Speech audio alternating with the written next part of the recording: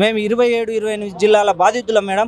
ఈ జీవో వచ్చేసేసి దాదాపుగా 3 జిల్లాలకు మాత్రమే మంచిగా జరిగేటట్టు ఉంది మేడం. ఇది మాకు చాలా తీవ్ర అన్యాయాన్ని గురి చేస్తుంది. ముందు టీఎస్పీఎస్సీలో ఏదైతే పేపర్ లీకేజ్ అని ఇట్లాంటి డిస్టర్బెన్సెస్ అయితే క్రియేట్ అయ్యాయో ఇప్పుడు కూడా అట్లాంటి మొన్న జంక్ స్టూడెంట్స్ కూడా ఇదే చెప్పారు. సో ఇప్పుడు కూడా అదే అనుమానం వస్తుంది మాకు అనుకుంటూ కూడా వాళ్ళ ఇక్కడ ఫేక్ సర్టిఫికేట్స్ ఉన్నాయి మేడం. ఇక్కడ లోకాలిటీ అనేది ఎట్లుందంటే మేడం 1 to 7 ఎక్కడైతే చదువుతామో ఆధార్ కార్డు లోకాలిటీ కాదు, మనకు ఓటర్ ఐడి లోకాలిటీ కాదు మేడం.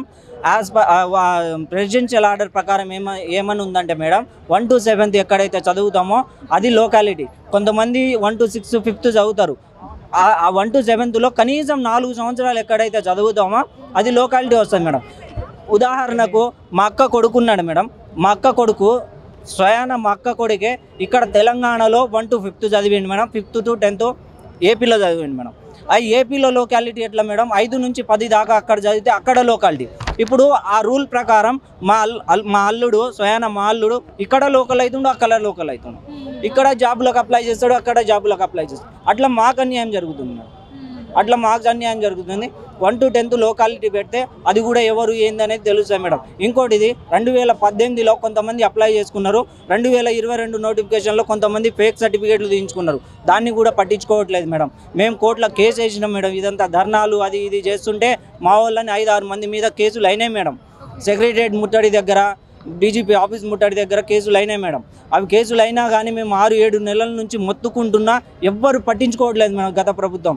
ఈ తెలంగాణ బీఆర్ఎస్ ప్రభుత్వం ఉన్నప్పుడు ఒక్క నాయకుడు కూడా దీన్ని అంటే వాళ్ళ దృష్టికి దీని మీద అసెంబ్లీలో ఈ జీవో నెంబర్ 46 అనేది హోంశాఖ కింద ఉంటుంది. అంటే ఈ జీవో నెంబర్ 46 మెయిన్గా తీసుకురావడానికి కారణం ఎవరంటే పోలీస్ బోర్డు చైర్మన్ శ్రీనివాసరావు గారు. మన ఇంతకుముందుకున్న మన హోమ్ మినిస్టర్ మహమ్మద్ అలీ గారు, వీళ్ళిద్దరు ఆయాంలోనే ఇది బయటకు వచ్చింది. మిగతా వాళ్ళకి ఎవరికి తెలియదు. ఈవెన్ సీఎం కేసీఆర్ గారు కూడా ఏంది జీవో నెంబర్ 46 అన్నారు, ఎందుకంటే వాళ్ళకి తెలియదు. వీళ్ళిద్దరు ఆయాంలోనే ఇప్పుడు ఈయననేమో ఏపీ అతను, మన మహమ్మద్ అలీ గారు ఏమో హైదరాబాద్ వాసి. మళ్ళీ హైదరాబాద్ వాళ్ళకి ఏమైనా బెనిఫిట్ చేద్దామని వీళ్ళిద్దరు ఏమైనా కుట్రతోనే తీసుకొచ్చిరా లేకపోతే ఇంకేమైనా ఉందా, అది మా ఆవేదన. ఈ విధంగా చేసి హైదరాబాద్లో ఉన్న వాళ్ళకేమో బెనిఫిట్ చేసి, హైదరాబాద్లో ఎవరున్నా హైదరాబాద్ వాళ్ళు ఉన్నారు, ఏపీ వాళ్ళు ఉన్నారు, ఇంకా గ్రామీణ యువతలు మా పొట్ట కొట్టారు. అది మా బాధ మేము చెప్పేది. దానికోసం అనేసి ఈ జీవో నెంబర్ 46 తొలగించాలని. తెలంగాణ అంటే ఓన్లీ హైదరాబాద్ కాదు మేడం, మిగతా డిస్టిక్లో కూడా అంటే హైదరాబాద్ ఎంత ఉందో మిగతా డిస్టిక్లు 3 ఉన్నాయి జనాభా అంతా. వాళ్ళకి ఒక్కటి న్యాయం చేయాలన్నా, మిగతా 29 డిస్టిక్లు న్యాయం చేయరా?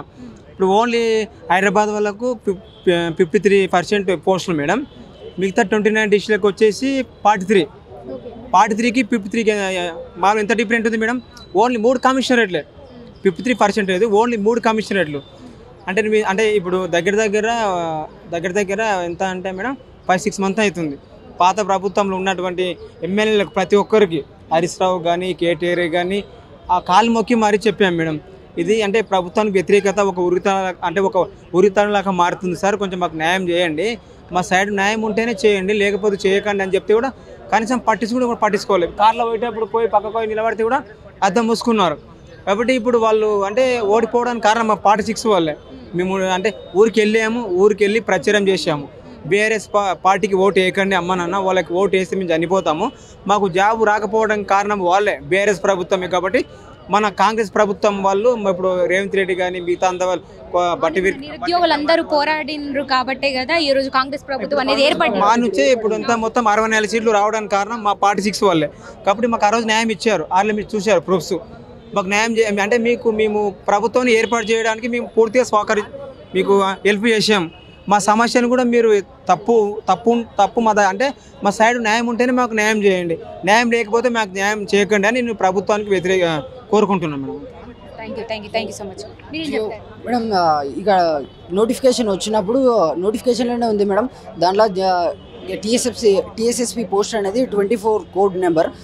అయితే దానిది టీఎస్ఎస్పి క్యాడర్ ఎట్లా ఇవ్వాలంటారంటే క్యాడర్ 1 క్యాడర్ 2 వైజ్గా పోస్టులు వేకెన్సీ ఇవ్వాలని చెప్పారు.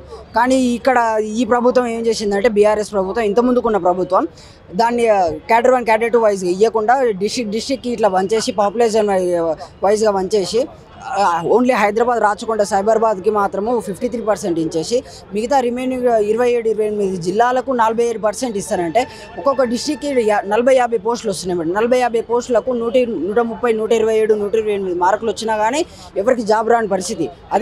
ఇదే హైదరాబాద్లో 70-80 మార్కులు వచ్చినా కానీ జాబ్ వచ్చే పరిస్థితి వచ్చింది. ఈ హైదరాబాద్లో కూడా 70-80 మార్కులు అందరూ కరెక్ట్ ఉన్నారా అని అనుకుంటారంటే నిజాయితీగా తెలంగాణలో ఉన్నారా అంటే ఎవ్వరు లేరు madam. 1 to 7th bona fide Andhra వ్యక్తులు మొత్తం ఇక్కడ వచ్చి ప్రైవేట్ స్కూళ్ళల్లో బోనఫైడ్ అక్రమంగా తీసుకొని వచ్చి డబ్బులు కట్టేసి తీసుకొని వచ్చేసి ఈ బోనఫైడ్లు మేము లోకల్ అని చెప్పుకొని మా జాబులను కొల్లగొడుతుండ్రు. మా జాబులు మాకు ఇవ్వాలని చెప్పేసి మేము అంతకుముందుకు కాంగ్రెస్ ప్రభుత్వం రాముందుకు ప్రతిపక్షాలకు తిరిగినాం, విపక్షాలకు తిరిగినాం, అన్ని రాజకీయ నాయకులు అందరి దగ్గర తిరిగినాం. వాళ్ళు ఒకటే చెప్పారు, 46 జీవోని రద్దు చేయాలంటే మా కాంగ్రెస్ ప్రభుత్వం రావాలి, కాంగ్రెస్ ప్రభుత్వం వస్తే మేము న్యాయం చేస్తాం, దానికి మీరు ఈ టైంకి ఈ నెలకాడికి తాత్కాలికంగా ఉద్యమాన్ని ఆపి మీ ఊర్లలోకి వెళ్ళి కాంగ్రెస్ ప్రభుత్వాన్ని గెలిపించుకుంటానంటే మేము మీకు న్యాయం చేస్తామని చెప్పేసారు. ఇంతకుముందుకు ఇచ్చిన హామీ ప్రకారం మేము 46 బీఆర్ఎస్ ప్రభుత్వం 46 జీవో అనే గొంతుకు ఉరితాడులాగా మాకు జీవో తెస్తే మేము కాంగ్రెస్ ప్రభుత్వానికి గిఫ్ట్గా 64 సీట్లు తిప్పి 46ని 64గా చేసి మేము 64 సీట్లతో భారీ మెజారిటీతో కాంగ్రెస్ ప్రభుత్వాన్ని గెలిపించుకున్నాం. వాళ్ళు ఇచ్చిన హామీ ప్రకారమే మాత్రమే మేము అడుగుతున్నాం. కాంగ్రెస్ ప్రభుత్వం వచ్చిన తర్వాత మా 46 జీవోని రద్దు చేస్తామని చెప్పారు కదా, ఆ హామీని నెరవేర్చుకోండి, చర్చలు జరపండి. మేము అన్యాయంగా అక్రమాలుగా ఇవ్వండి అని మేము అడుగుతలేము. మా జాబులని చర్చలు జరపండి, ఎవరికి న్యాయం ఉంటేనే వారికి మాత్రమే ఇవ్వండి. మేము ఇప్పుడు కూడా హైదరాబాద్ జాబ్ వచ్చిన వాళ్ళకి ఎవరికి వ్యతిరేకం కాదు. ఆ వ్యతిరేకం జాబు దొంగ బోనఫైడ్లు తీసుకొచ్చిన వాళ్ళకి మాత్రమే మేము వ్యతిరేకం. ఇక మాకు జాబులు టీఎస్ఎస్పీ పోస్టులు అనేవి క్యాడర్ వైజ్గా ఇస్తామని చెప్పేసి ఏదైతే నోటిఫికేషన్లో ఉందో దాని ప్రకారం మాత్రమే మేము అడుగుతున్నాం. కాబట్టి దయచేసి మా విన్నపాన్ని మీరు అర్థం చేసుకోండి. గ్రామీణ యువకులకు అన్యాయం చేయకండి. మీ చేతులు ఎత్తి జోడించి అడుగుతున్న కాంగ్రెస్ ప్రభుత్వాన్ని, రేవంత్ రెడ్డి కానీ ప్రతి ఒక్కరిని మా జాబులు మాకు ఇవ్వండి అని మాత్రమే మేము కోరుకుంటున్నాం. సో ఇది చూస్తున్నారు కదా, జియో నెంబర్ 46ని అయితే రద్దు చేసి మొన్న ఏ విధంగా జంక్ ఎగ్జామ్స్ని అయితే పోస్ట్పోన్ చేయించారో అదేవిధంగా ఇప్పుడు కూడా రేవంత్ రెడ్డి గారికి దృష్టికి తీసుకెళ్ళి జియో నెంబర్ 46ని కూడా రద్దు చేయించాలి, మాకు గ్రామీణ ప్రజలందరికీ కూడా న్యాయం జరగాలంటూ కూడా వీళ్ళు ఈరోజు రిక్వెస్ట్ పెట్టడం అనేది జరిగింది రేవంత్ రెడ్డి గారికి. మరి చూడాలి ఇది పోస్ట్పోన్ చేస్తారా, మరి ఏం చేస్తారు విద్యార్థుల గురించి.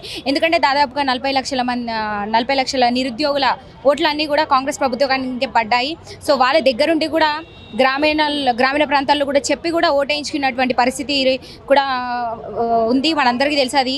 సో ప్రస్తుతం నిరుద్యోగులకైతే న్యాయం జరగాలి, అదేవిధంగా జియో నెంబర్ 46 కూడా రద్దు చేయాలంటూ కూడా వీళ్ళు విన్నపించుకుంటున్నారు. Right, thank you.